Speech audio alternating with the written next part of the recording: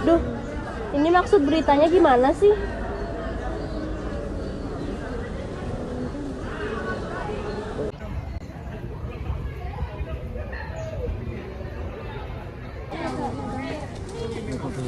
Hai Pi, kamu lagi ngapain nih?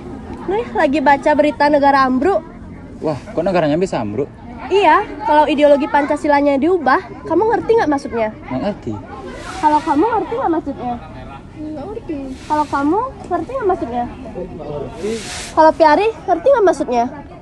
Evin? Enggak. Kalau kamu?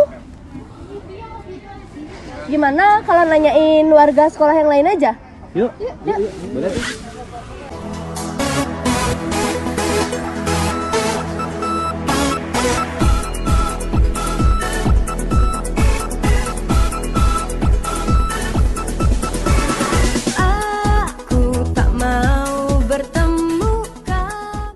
Om Swastiastu.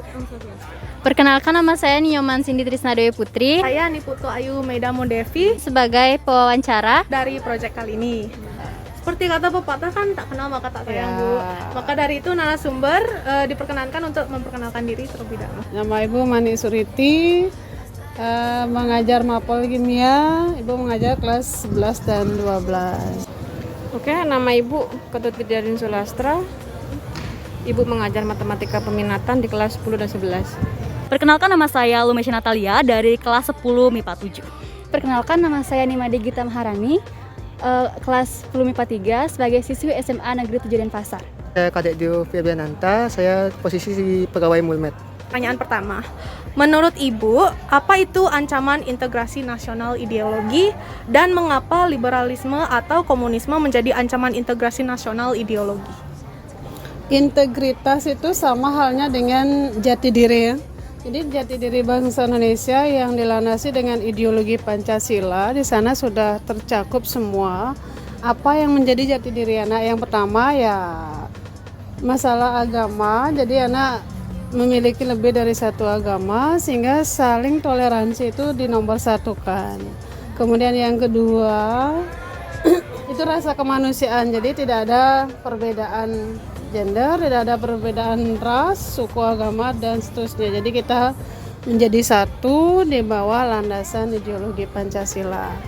Nah, untuk mengapa liberalisme dan komunisme menjadi ancaman? Sebenarnya ancaman itu bisa datang dari luar dan dalam ya. Kalau dari dalam itu misalnya zaman sekarang demokrasi sedang didengung-dengungkan. Kalau demokratis itu sampai kebablasan tanpa adanya landasan yang kuat dari ideologi Pancasila, inilah yang mengancam nanti perpecahan bangsa Indonesia. Jadi yang namanya liberalisme itu adalah suatu ideologi juga, cuma ideologi yang mengutamakan kebebasan, yang semua tindak tanduk dan semua kekayaan maupun yang lain itu dia ada di tangan penguasa. Jadi di sana juga tidak ada yang kaya, yang miskin, semua diratakan menjadi satu titik di pemerintahan yang utama. Jadi itu bisa mengancam persatuan bangsa Indonesia yang terdiri dari berbagai macam kepulauan dan keragaman agama. Ancaman integrasi berarti ancaman terhadap seluruh wilayah kesatuan Republik Indonesia dari segi ideologi. Berarti paham-paham yang tidak sesuai dengan paham yang dianut oleh negara kita, yaitu Pancasila. Karena paham komunisme dan liberalisme itu kurang sesuai untuk diterapkan di Indonesia.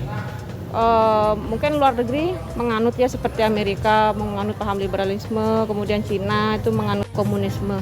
Seperti itu kurang cocok untuk dipakai di Indonesia karena kita sudah punya dasar yaitu Pancasila tadi. Baik, terima kasih atas pertanyaannya. Sebelumnya kita harus mengetahui terlebih dahulu apa itu ancaman.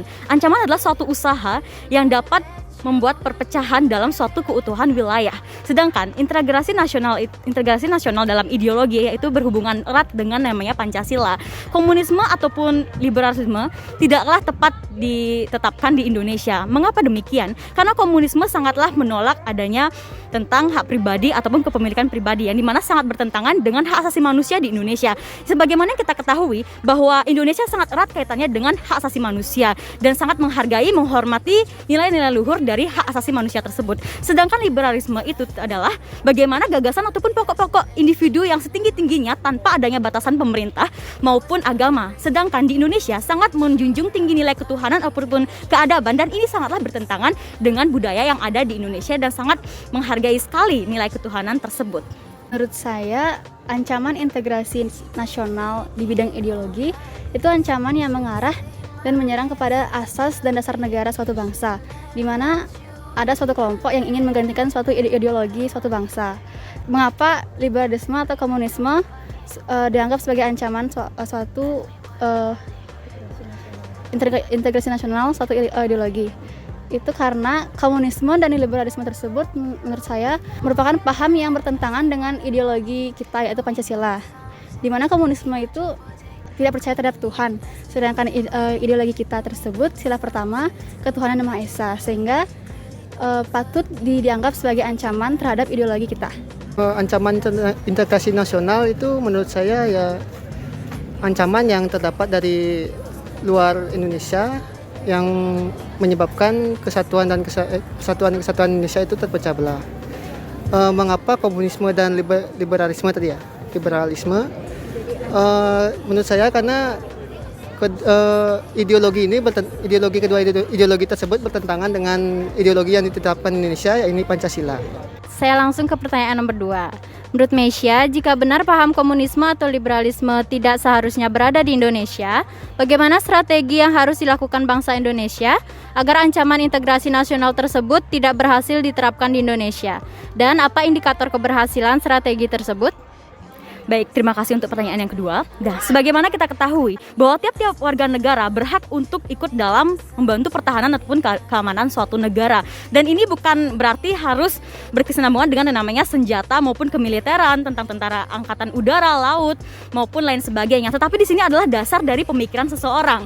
Nah, banyak sekali warga Indonesia yang mungkin tersulut oleh omongan-omongan provokatif, tulisan-tulisan provokatif, rasisme dan lain sebagainya yang menimbulkan disintegrasi nasionalisme, yang dimana disintegrasi di sini adalah suatu perpecahan, diskriminatif dan lain sebagainya juga. Maka dari itu, literasi tinggi dari setiap masyarakat dan pemahaman betul akan suatu masyarakat tentang suatu hukum yang ditetapkan di Indonesia haruslah diketahui terlebih dahulu oleh warga negara dan tidak hanya membuat suatu permasalahan atau perpecahan di antara satu dengan yang lainnya. Jadi di sini adalah kesimpulannya bukan hanya dari persenjataan untuk menetapkan integritas nasional, tetapi dasar dari pemikiran warga negara tersebut agar tidak mudah tersulut oleh tulisan ataupun omongan provokatif dari orang lain, sehingga kerukunan ataupun toleransi menjadi lebih kuat dan Indonesia akan menjadi tidak terpecah oleh yang namanya faktor-faktor luar dari ancaman tersebut. Seperti kita ketahui bahwa ancaman bukan hanya dari militer tetapi non-militer juga.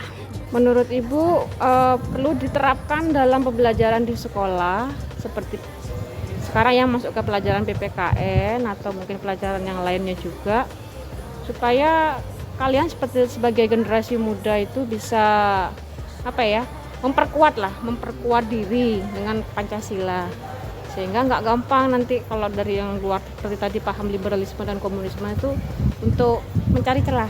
Nah, seperti kesempatan seperti itulah. Indikator keberhasilannya menurut Ibu bahwa Pancasila itu kan ada 5 dasar ya, seperti ketuhanan, kemanusiaan, keadilan dan sebagainya. Itu jika memang sudah berhasil berarti diterapkan dalam kehidupan sehari-hari. Seperti musyawarah, gotong royong itu kan masuk ke sekarang ya.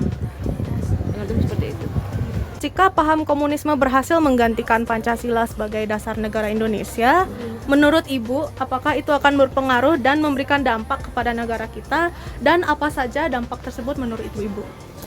Nah, kalau misalnya sampai komunisme masuk ke ideologi Pancasila, itu Ibu kira tergantung masyarakat yang menyikapi ya.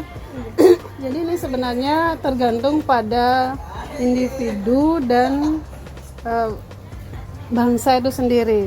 Sebenarnya yang namanya ideologi semuanya bagus, tergantung dari yang melaksanakan itu. Karena kita sudah punya ideologi Pancasila, kenapa mesti mencari ideologi lain? Nah, di Pancasila itu kelima silanya sudah mengatur bagaimana kalian harus bersikap. Baik itu secara agama itu sama. Kemudian kemanusiaan. Jadi sisi manusia itu yang kita munculkan. Jadi kita tidak boleh memeras satu yang lain, menekan yang lain dan seterusnya. Jadi paham itu menurut Ibu tidak berani mengatakan bahwa paham itu salah, paham itu jelek dan sebagainya. Semua ideologi itu baik, tergantung dari bangsa itu menyikapi. Jadi kita kalau sudah punya ideologi Pancasila, kenapa mencari ideologi lain? Ya itu saja kita kembangkan sehingga kesatuan dan persatuan bangsa itu menjadi tonggak dari Negara Kesatuan Republik Indonesia. Menurut saya itu sangat berpengaruh karena komunisme tersebut tidak percaya terhadap Tuhan, sehingga akibatnya terhadap negara yaitu menimbulkan perpecahan, dan bisa jadi kita tidak menjunjung yang namanya hak asasi manusia karena itu termasuk ke sila pertama, dan menimbulkan perpecahan seperti kata saya tadi yang bertentangan dengan sila ketiga, dan bisa jadi kita bisa dimanipulasi oleh bangsa lain karena tidak memiliki jiwa yang kuat. Terima kasih atas pendapatnya, dan terima kasih juga ya sudah meluangkan waktu untuk diwawancarai pada hari ini.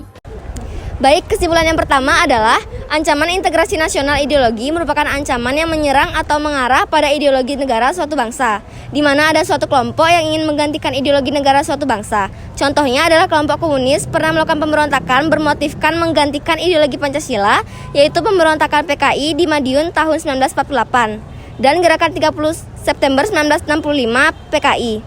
Ideologi liberalisme dan komunisme merupakan contoh ancaman integrasi nasional di bidang ideologi, karena merupakan ideologi yang bertentangan dengan nilai-nilai Pancasila serta nilai budaya Indonesia. Contohnya yaitu adanya ateisme yang bertentangan dengan sila pertama Pancasila dan mengesampingkan hak individu yang bertentangan dengan nilai sila kedua Pancasila. Kesimpulan yang kedua yaitu tentu saja paham komunisme atau liberalisme yang berhasil masuk dan menggantikan ideologi Pancasila di Indonesia akan memberi pengaruh atau dampak bagi Indonesia.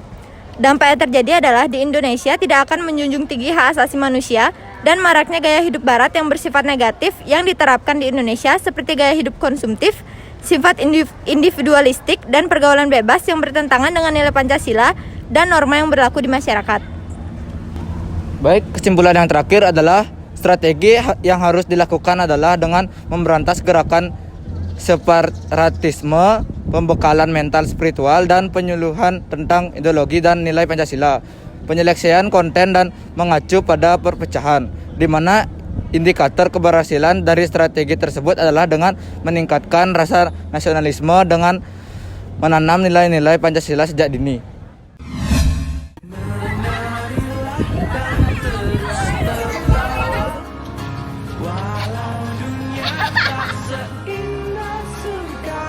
Kamu ngerti nggak? Kamu mau ditanya.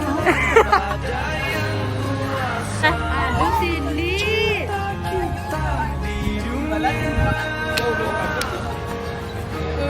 Ada apa lebih buat misalnya butter. Nyari awal. Awas kayak meninggal. Ya akhirnya selesai kawan.